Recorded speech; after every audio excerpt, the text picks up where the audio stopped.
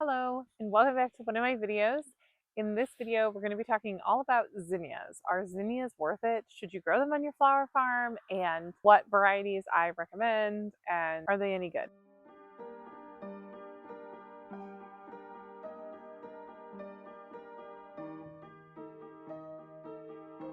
So let's just dive right in.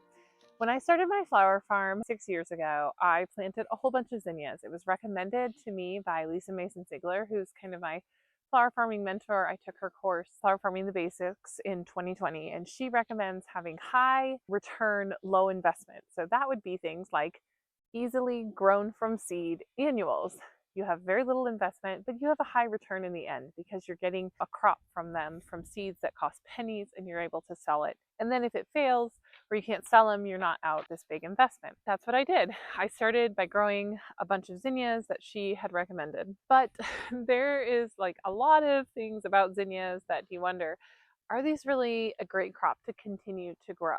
So where I am at in West Michigan, in zone 6A, zinnias are very easy to grow. They grow everywhere, they're very prolific, and there's a lot of great reasons to grow them. So let's talk about why zinnias are good to grow. Like I said, they're cheap from seed. You can start them very easily. You can actually start them indoors and transplant them outdoors, and they direct seed quite easily, which is great because even if you don't have a seed starting setup, you can still grow them from seed really easily. I like to direct seed them later when it's warmer in the summer because it can just be easier to do. You can direct seed them, you can start them from transplants. They're very easy to germinate, very easy to grow. They're a cut and come again flower, which means when you cut them, they will keep growing. They will actually produce more the more you cut them. They're very tall, they have usable stems, they come in a variety of great colors and sizes and shapes and forms. That might be some reasons why you might want to grow them. What would make you not want to grow them? Well, we'll get into that in just a minute, but let me just talk really basics growing here. So they're a warm season annual, which means that they're not frost tolerant. So in Michigan, I plant them in the middle of May because that's about when my last spring frost is. You can succession plant them out several times, which I have done in the past, and you'll see where I'm at now. And then they go to seed every year and die, so they're an annual. The other thing is when you're growing them, I pinch them. That means that when they're about 6 or 8 inches tall, you pinch them back to 2 to 3 sets of leaves, and that will promote and encourage the whole plant to branch and give you many more stems, like maybe 6 stems instead of 1. And then you continue to cut deep into the plant every time that you cut it, promoting that long multiplying growth. If you just cut a 6-inch stem, they're going to branch from that point of already being, 2 or 3 feet tall, and they're going to give you really short and usable stems for cutting purposes as far as using them for cut flowers. What are some of my favorite varieties? Some of my favorite varieties that I've grown personally are the Varieties Giant series. So that they come in lots of different colors from bright purples to wine to oranges and reds and green and all kinds of really great colors. And they're a very large zinnia and tall. That's a really great variety. Another one is the Queen series, or that's what it used to be called. I think it's now called the Queenie series, but I'm kind of used to calling it the Queen series. There's lots of varieties in there. Queen lime red, queen lime with peach, queen lime orange, cream lime with blush, queen. They're great.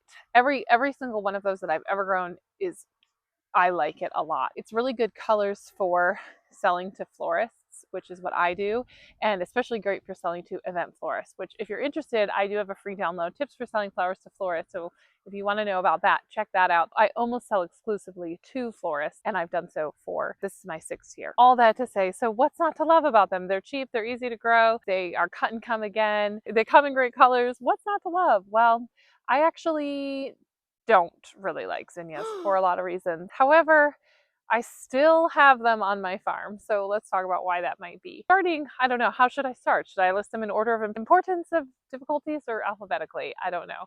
So one thing that's really difficult is harvest stage. I've actually heard a seasoned flower farmer say, who runs like a huge operation, Gretel from Sunny Meadows Flower Farm. I don't even know how many acres they have in Ohio. She said that she thinks that zinnias are the hardest flower to teach someone how to harvest. That's saying a lot because they grow a ton.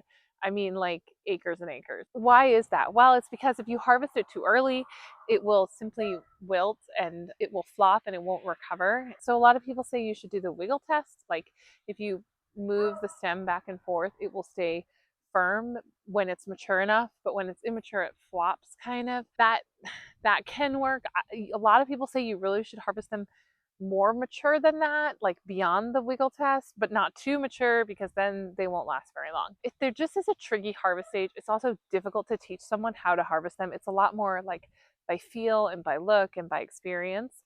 The other thing that makes them difficult is they have a very short base life, in my opinion. If you can get 5 days out of a zinnia, that's like good. And it is variety dependent and even color dependent within that. The queen limes, in my experience, don't last very long. Like the edges start to brown, and some of the other colors, even within that same series, will last a few days longer. So one way that I mitigate that is I try to only harvest them like almost immediately before I sell them, like within at least 24 hours. I don't harvest them on Saturday and sell them on Tuesday. I just don't feel like you're giving a very good product. I will either harvest them the night before I'm delivering them or the day of. Sometimes it depends on the weather, but if at all possible, I do not harvest them in advance, which is pretty unusual. Most flowers typically you feel will store in your cooler for at least a couple of days, but I don't do that with zinnias at all. The second thing is one tricky, hotly debated thing about zinnias is, should you put them in a cooler? And a lot of people say, no, never put zinnias in a cooler because they'll brown or it'll decrease the vase life. And I just simply have not found that to be the case. Now, I have heard you don't want to keep them in a really cold cooler, like 33 degrees, but in the summer, your summer crops don't like that anyway. So my cooler's at like 37 or 38. I'm not keeping it at 33 degrees. Like I'm not holding tulips in there with my zinnias. Like, you know, they're not even the right seasons. You wouldn't have them overlap. John Dole from NC State, he does a lot of talks and gives a lot of information to the ASCFG, which I'm a member of, the Association of Specialty Cut Flowers. And his research is like hands down, coolers help vase life for zinnias. I know a lot of people are like, no, they don't, no, they don't. But from my personal experience, because I didn't used to put my zinnias in the cooler because everyone said not to. And then I heard this thing from John Dole from NC State, who's a horticultural specialist and does vase life testing. I'm a nurse before I became a flower farmer. I'm a nurse. So like evidence-based research and evidence-based practices actually mean a lot to me. And so if there's evidence from clinical, trials and research, or maybe they're not clinical, I don't know what you call them, horticultural trials and research that say you can put zinnias in a cooler, that's kind of where I tend to fall into that camp. And then from my own personal experience, and I've talked to florists about this, so everyone seems to be on the same page that zinnias can go in the cooler. Like from my own personal experience and florists that I talk to, let me know in the comments, do you put them in a cooler? Do you think that it makes them turn brown? Have you really vase tested it and like checked it and seen if that's really the case?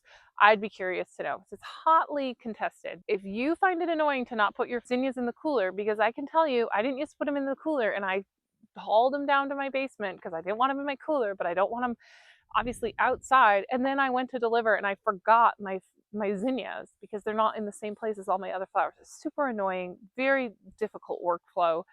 Like it's just put them in the cooler. They're okay.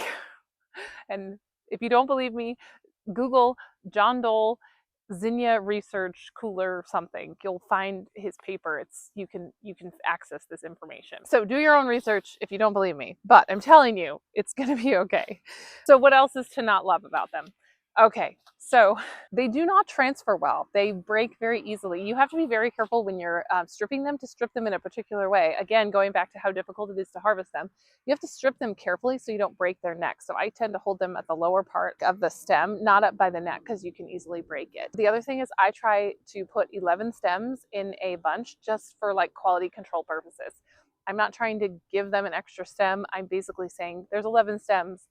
You should get 10 stems out of this. Maybe they'll get 11, but the goal is for me to get them 10. I do that whenever possible just to help mitigate risk and to bring a high quality flower. The other thing I do is I do not bunch them. I try not to bunch them. I do sell into the collective into the Chicago Flower Market and I kind of have to bunch them there to like put rubber bands around them. But when I deliver for myself, I do not bunch them 11 stem bunches. I find that crowds them out and causes them to break more easily as well. I also try to take extra stems. So like, let's say I need to bring, 6 bunches, I'll try to bring a couple extra stems. So even if one breaks in transit, I can just pull an extra one out. And so I'm still getting my complete bunches that I need. They're difficult to transport. You also don't want to overcrowd them in a bucket. Like don't be shoving them in there. They don't like that and they'll just break. So just be on the watch out for that. They don't have a very high price point, like you're not selling these for $2 a stem, or at least that's not what I've experienced. You have to decide. I've always felt like, are these really worth it? They're so annoying. And I used to sell them long ago when I first started. I think I sold them for 85 cents, maybe my first and second year. I can't remember exactly, but I was like, these are so annoying. If I can't sell these things for $1, I'm not going to grow them. And so I raised my price to $1, and guess what? I sold them more, even more so. Like I didn't have a problem selling them for $1. So I was like, okay, well, that makes them more worth it, right? Like if I can sell them for $1 as opposed to 85 cents. And since then, I mostly charge between $1.10 and $1.20, depending on the zinnia. You know, not a hugely, high value crop, but if you're getting multiple stems per flower, it makes it more worth it. And I have been able to sell them. The other thing that makes them kind of annoying or difficult is they get powdery mildew very easily. I'm looking over at them. My zinnias are looking over there, and I'm not filming in front of them because they look atrocious. I will show you what they look like. They look terrible. They're full of powdery mildew and they're dying. That's because it's October 17 and it's the very end of the season, and those were planted in May, in the middle of May. So they have been going long and hard all summer, and they are tired and they are full of powdery mildew. But you know what? I am still getting stems out of them because I'm stripping off all the leaves, which is where the powdery mildew mostly is. I did harvest one stem that had powdery mildew on the stem, and I was like, ugh, right? Like, I'm not going to sell that. But for the most part, you still can sell them with powdery mildew as long as you're stripping off all the stems. But I know in the South, that's not the case, and people really struggle with that. So they'll plant a succession of them, get the flowers, and rip them out. That's what Lisa Mason Ziegler does. She doesn't have a succession go all summer and rebloom. She keeps planting them to have fresh zinnias because they're so full of powdery mildew, she rips them out. I don't have that problem. They're not looking stellar by any means, and I'm sure if I had a second succession, they would have been healthier looking, but they'd probably have powdery mildew on them now anyway. So that's the other issue with them, powdery mildew. So the difficulties are they're hard to harvest, they're hard to teach how to harvest, they break easily in transit, or they're hard to transport, they're a fragile flower, and they get powdery mildew on them as well. Those are some of the downsides of them. Here's another downside I forgot. Yeah, the Japanese beetles decimate them. So if you plant them in the middle of May here in Michigan, by July, they're just starting to bloom and they're gorgeous, and then they just get decimated by Japanese beetles. It's just so frustrating. So Japanese beetles tend to be attracted to them in my experience. And so I have in the past waited till June, like June 1st to plant them. And then by the time I'm really getting my first flush, the beetles are all done. Otherwise, you have to cut them, because if you don't cut them, the damaged flowers, then they're going to go to seed. And so you have to cut them or deadhead them in order to get them to keep producing. So that's another thing you have to, I don't know, that's just something else that's annoying with zinnias. So here's a little bit of my journey with zinnias. And like I said, they're not my favorite flower, but they still are on my farm. So why is that? So I started out by growing a significant amount of them. And then I was like, these aren't worth it. I raised the price. I grew less of them and less of them in like more targeted colors and specific varieties. But I still have them. And every year I'm like, do I really need to grow these again? And I think the answer has always been yes. I have continued to grow them. I've never not had them for a season. But my answer this year was I only grew the Queen series, and I grew the new ballerina zinnias from Johnny's, which was a brand new variety from this year. And I was very impressed with it. Actually, I was not expecting to be impressed, but they were huge blooms and they really were beautiful. They produced a lot. My florists loved them, and I sold every one. So I didn't grow tons of them, but I sold every one that I could. So they were really great. Like I said, I wasn't expecting to be super impressed just because they're a new seed variety and sometimes those have some issues. So I really liked them. Those are the only ones I've grown this year. I didn't grow any Benares giants. I just don't find that they sell as well, and I can't grow everything. And so I'm trying to grow what's the most likely to sell, or just like what I'm able to. So this year I grew two 50-foot beds of them, so like 100 feet. And that would be, I think I grew 4 varieties. The Queen Lime Red, I love that variety. Queen Lime with peach, Queen Lime with blush, or maybe I grew not all of those. And then the ballerinas from Johnny's. They were great, and I sold them all. That was good. But like I said, they're not my favorite flower, but they still have a place on my farm, and I still sell them. The other great thing about zinnias is they do not ship well. So the only way to really get them as a local florist is to get them from a local farmer. So that makes them valuable to local farms as well. Anyway, those are some of my thoughts about zinnias. I will just very briefly talk about floret zinnias. That's kind of a big hype right now. I did grow some last year. They were very pretty. I think I grew the Alpenglow. I can't even remember the exact variety. They were okay. I'm not really sure they were worth the price. Last year I felt like they were, but this year, honestly, I feel like the Johnny's ballerina zinnias are just as good or better from what I grew, and they're very similar coloring, and they're a way cheaper seed, which I'm not saying anything bad about how much she charges for them. I understand that, but just from a profitability farmer perspective, being able to have cheaper seed just makes the crop more profitable. But Erin didn't have any this year, so I didn't grow any this season, and I haven't ordered any, and I don't think I'm going to grow any next year. So I used to net them years ago, and then I had a big storm blow through one August, and we have tons of wind here. We're surrounded by fields, and so like the wind just comes out of the west off the lake across these cornfields and just rips through our farm.